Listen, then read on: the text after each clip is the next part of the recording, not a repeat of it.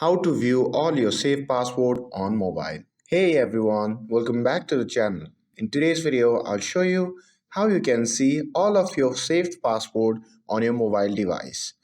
If you have forgotten a password or want to retrieve it quickly, this video is for you. Now without further ado, let's get started. So first thing first, open up your settings app. Once you have opened up the settings, simply scroll down and tap on the Google and you will be prompted to the Google Service interface. Once you get the interface like this, simply tap on Password Manager. And once you have completed the process, you will see the list of the save account.